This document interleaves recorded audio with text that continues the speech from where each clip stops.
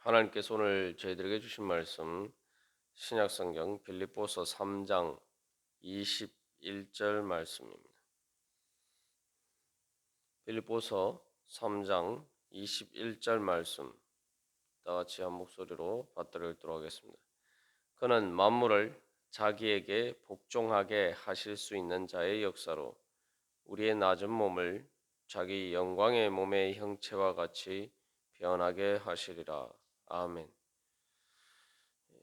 우리가 이 3장 21절 말씀을 통해서 우리의 구원의 완성인 그 몸의 부활에 대한 소망에 대해서 살펴보았습니다.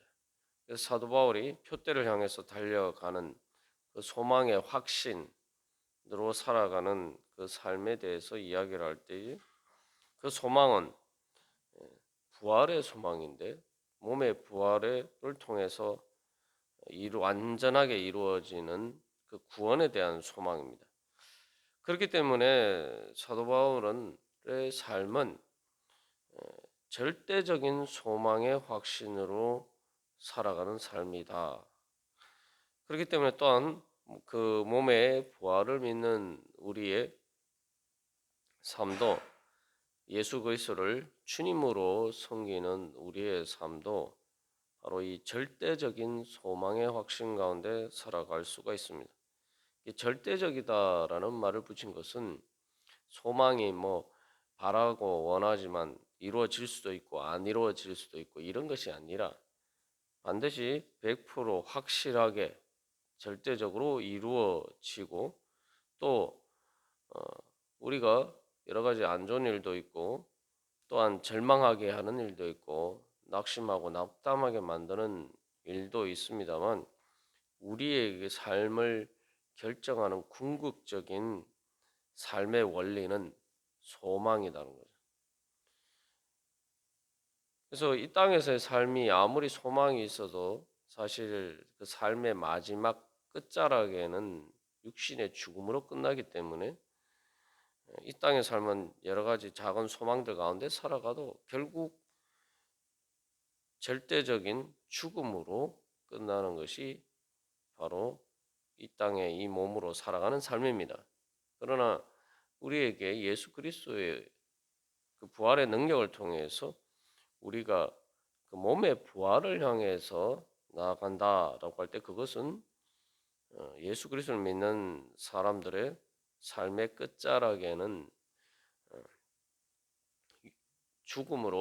죽음이 있는 것이 아니라 또한 그저 영원한 천국에 가는 것이 아니라 거기에는 바로 몸의 부활이 있기 때문에 바로 소망이 이루어지는 것이 우리의 마지막을 결정한다는 거죠.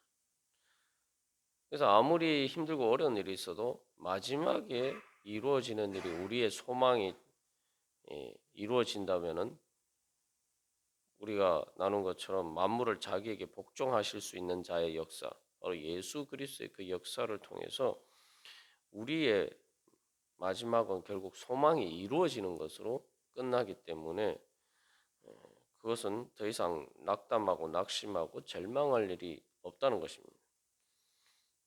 그것이 이제 세상의 삶과 대비되는 삶이죠.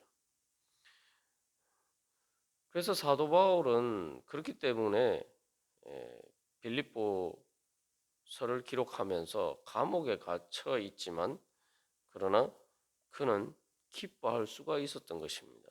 물론 작은 일에 있어서 삶의 현실에 있어서 또 감옥에 갇혀 있다는 그런 현실 때문에 근심하고 또한 슬퍼하고 그런 일이 사도 바울에게도 있습니다. 본인 입으로도 그런 이야기를 하고 있죠. 그러나 중요한 것은 그것을 잠시 잠깐 지나가는 것이고 그의 삶을 근본적으로 결정하는 원리는 그런 근심이나 슬픔이 아니라 바로 기쁨이 그의 삶을 관통하고 그의 삶을 지배한다는 것입니다. 그게 바로 부활의 소망, 특별히 몸의 부활의 소망 가운데 살아가는 사람의 모습이죠. 그렇기 때문에 사도 바울은 달려간다, 기뻐한다 이런 이야기를 할 수가 있는 것입니다. 그래서 우리가 이것을 현실 가운데에서 우리가 이 몸으로 살아가는 삶 가운데에서 우리가 적용해 보면은 이것이 단순히 추상적인 또 먼 미래의 그러한 소망이 아니라 우리의 삶에 현실적으로 나타나는 그 증거들을 볼 수 있는 것이 바로 이 몸의 부활에 대한 소망입니다.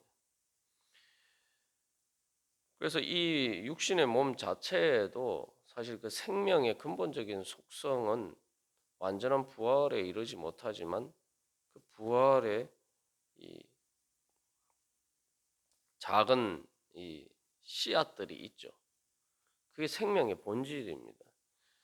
우리가 이 땅에서 살아가면서 보면은 때로는 뭐 병이 들거나 또 때로 어, 죽을 고비에까지 그래서 이렇게 하다가 내가 죽지 않을까 하는 그런 상황에까지 간다 하더라도 생명이 우리에게 그 근본적인 생명이 우리에게 붙어 있으면은 결국은 몸이 참 결국 언제 그렇느냐는 뜻이 몸이 회복이 되고 또 그러면은 완전히 또 정상적인 삶을 살아갈 수가 있는 것입니다. 그래서 죽을 고비에 이르렀다 하더라도 그 고비를 잘 넘기면은 다시 몸은 살아나서 그런 일이 없었던 것처럼 그렇게 또 살아갈 수가 있는 것입니다. 그래서 뭐 40일 금식 기도하는 그런 사람들의 경우에 40일 금식하고 어떻게 살 수가 있느냐 하지만 사실 뭐 40일 금식의 끝자락에 가면 거의 뭐 사람이 죽을 지경에 이르지만 결국 어, 그 모든 것이 끝나고 금식이 끝나고 회복이 되면은 다시 정상적인 으로 살아갈 수가 있다는 거예요. 건강하게 살아갈 수가 있다는 거죠. 그래서 우리가 삶에서 보면은 참 그래서 이 사람의 생명이 참 연약한 것처럼 보이지만 그러나 정말 또 생명이라는 것이 참 질기다. 뭐 그런 표현을 쓰기도 합니다만 그래서 우리가 사실 이 땅에서도 그렇기 때문에 살아갈 수가 있는 거죠. 이제 그것이 바로 생명의 본질이고 그래서 생명은 자연이 보여주는 것처럼 봄, 여름, 가을, 겨울이 되어서 다 죽은 것처럼 보이지만 또 봄이 되어서 다시 그것들이 부활하는 것처럼 다시 깨어나고 또 생명은 그렇게 자라갑니다. 그것들이 자연이나 또 우리의 몸에 통해서 하나님께서 바로 보여주신 그래서 그 원래 하나님께서 우리에게 주신 그 부활의 생명의 그런 흔적들이 우리에게도 있다는 거죠. 이제 몸의 부활을 소망하면서 그것을 향해서 달려가는 신앙인의 삶은 바로 그런 소망 가운데 살아가는 것입니다. 그래서 우리의 몸 가운데도 이 두 가지 그 본성이 특별히 죄로 인해서 우리가 죽을 육신 가운데 살아가기 때문에 두 가지 힘이 동시에 작용하고 있어요. 그것은 바로 예수 그리스도의 부활을 통해서 우리에게 주어진 그래서 이 그 생명의 본질 그래서 죽을 것처럼 보여도 다시 살아나게 만드는 그 생명의 능력이 우리 안에 또 그 흔적으로 나타나고 또 동시에 죄로 인해서 이 죽어가는 바로 그러한 몸의 또한 현상들이 우리들 가운데도 또 있습니다. 그래서 이 생명 우리의 지금 비록 죄로 인해서 죽을 몸이지만 그러나 하나님께서 이 생명을 주신 것이기 때문에 거기에는 바로 하나님의 그 부활의 흔적들이 있는 것이죠. 그래서 이제 쉽게 아주 예를 들면은 우리가 건강하게 살려면 몸이 건강하려면은 뭐 요즘 다 잘 아는 것처럼 그 운동을 해야 됩니다. 그런데 사람이 몸이 피곤하거나 또 일반적으로 또 운동하는 것이 쉽지 않죠. 그 왜 그렇습니까? 몸이 무거워서 운동하기가 싫어요. 그게 이상한 일이죠. 몸이 건강하게 잘 살려면은 운동을 해야 되는데 동시에 우리의 몸이 무거워서 운동하기가 쉽지 않단 말이죠. 그러면 어떤 게 몸이 원하는 것이겠습니까? 내 육신이 진짜 원하는 것이 무엇일까요?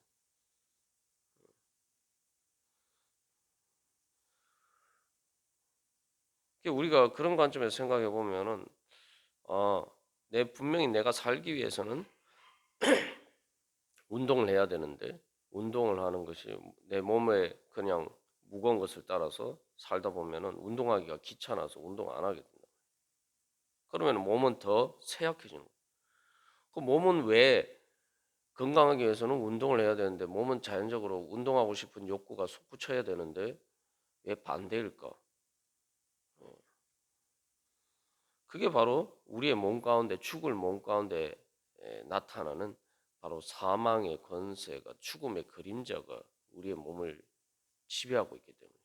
그게 이제 이 땅에 우리가 지금 가지고 사는 몸의 특징입니다. 그래서 이 부활의 몸의 부활을 향한 소망을 가지고 우리가 살아간다라고 할 때에 우리는 바로 우리 가운데 있는 우리의 이 육신의 몸 가운데 교차하는 그러한 부활의 흔적과 죽음의 흔적 이 두 가지 중에 바로 부활의 흔적을 따라서 바로 이제 그것이 단순히 흔적이 아니라 내 안에 역사하시는 성령의 역사를 통해서 살아 역사하는 것이기 때문에 바로 그 부활의 흔적을 따라서 그것들이 우리의 삶을 지배할 수 있도록 살아가는 것이 바로 몸의 부활을 향한 소망을 가지고 살아가는 것입니다. 그래서 뭐 그것을 우리의 영적인 신앙생활뿐만 아니라 적용하면은 뭐 운동을 열심히 하는 것도 그것도 몸의 부활을 향한 소망을 가지고 살아가는 삶이겠죠. 또 담배를 피면서 스스로 자기 몸을 자해하는 것. 그래서 사실은 사람들이 담배 피는 사람들이 자기의 몸의 그 금단 현상이나 몸이 원하는 것처럼 생각이 돼요. 그러나 사실은 몸은 원하지 않아요. 담배를 피우면 몸의 여러 가지 몸을 오히려 해치는 것이기 때문에 원래 몸은 원하지 않는 건데 이 내 마음의 영적인 문제, 마음의 문제죠. 그 몸의 어떤 금단 현상 때문에 이 담배를 펴야지 내가 기분이 좋아진다. 뭐 스트레스가 풀린다. 이렇게 생각한단 말이에요. 근데 그런 생각 자체가 사실은 내 몸에 역사하는 내 몸에서 작용하는 그 죽음의 그러한 그림자죠. 그래서 이러한 교차하는 이렇게 소망과 생명과 죽음과 절망이 교차하는 가운데 우리는 몸의 부활을 믿는 성도는 바로 그 생명의 본성을 따라서 그 부활의 원리를 따라서 살아가야 하는 것입니다. 그렇기 때문에 이제 내가 예수 그리스도를 믿는 사람은 부활할 몸을 위해서 살아야 돼요. 이 육신의 몸을 위해서 이 죽을 몸을 위해서 사는 것이 아니라 부활할 몸을 위해서 살아야 되는데 그렇다면은 부활할 몸을 위해서 산다는 것은 바로 나를 내 몸을 부활하게 해주시는 예수 그리스도를 위해서 살고 내 몸을 정말 위한다면은 우리는 예수 그리스도를 위해서 목숨까지 내 육신의 목숨까지 드릴 수 있어야 된다. 그게 바로 부활의 소망 가운데 사는 거죠. 왜냐하면 그래서 내가 예수 그리스도를 위해서 내 육신의 목숨을 바친다, 순교한다. 그것은 몸을 버리는 것이 아니라 바로 몸이 부활하는 길이라는 거죠. 그렇기 때문에 사도 바울은 기쁨으로 자기의 몸이 감옥에 갇혀서 고난을 당하는 것을 감수할 뿐만 아니라 그래서 사도 바울은 부활의 권능에 참여하기 위해서 그 고난에 참여하기를 원한다. 그의 죽으심을 본받기를 원한다. 그래서 결국 이제 사도 바울이 로마의 감옥에서 갇혀 있다가 결국 이제 순교하게 되죠. 그렇기 때문에 몸의 부활을 믿으면은 이것은 이 순교라는 것은 예수 그리스도를 위해서 내 육신의 몸을 바치는 순교라는 것은 이것은 기쁜 일인 거죠. 당연히 해야 될 일인 거고, 예, 바로 단순히 영적인 것을 위해서 내 몸을 버리는 것이 아니라 내 몸을 위해서도 나는 순교를 해야 된다는 거예요. 그래서 여기서 진정한 그 순교의 신앙이 나오는 것입니다. 이게 역설적으로 들리지만 몸의 부활을 믿기 때문에 순교할 수가 있는 거예요. 그리고 또한 우리가 뭐 순교하지 않더라도 우리가 이런 소망 가운데 살면은 죽을 몸의 종로로 타지 않고 죽기를 두려워하여서 죄의 종로로 타지 않고 이제는 죽기를 두려워하지 않고 죄에서 자유하여서 예수 그리스도를 따라서 살 수가 있는 다는 것이죠. 그러니까 우리가 대부분 이분법적으로 생각해서 내가 예수님을 따르면 내 몸은 죽는다. 내 몸으로 사는 육신의 삶은 손해를 입는다. 이런 관점에서 생각하기 때문에 우리가 예수님을 따르기가 어려운 거예요. 이 땅에서 몸으로 살아가면서. 그러나 사도 바울은 그것이 아니라는 거죠. 바로 우리는 부활할 몸을 위해서 살아야 되기 때문에 마치 사람들이 요즘 뭐 건강을 위해서 자기가 살기 육신이 건강하게 살기 위해서 여러 가지 많은 일들을 하는데 바로 그것처럼 우리는 거기서 한 걸음 더 나가서 부활할 몸을 위해서 우리는 살아야 된다는 거죠. 그것은 다시 말하면 예수 그리스도를 위해서 사는 것입니다. 그렇기 때문에 단순히 영적인 우리가 보통 영적이라고 하는 몸을 배제한 것뿐만 아니라 심지어 내 몸을 마저도 예수 그리스도를 위해서 사는 것은 그것은 동시에 또한 내 몸을 위한 것이 되기도 한다. 그래서 예수님을 위한 것과 내 몸을 위한 것이 분리되지 않고 완전히 하나가 되는 거예요. 그럴 때만 우리가 진정으로 이 몸으로 이 땅에서 살아갈 때 예수님을 따라서 기쁨으로 살아갈 수 있는 능력이 우리에게 주어지는 것입니다.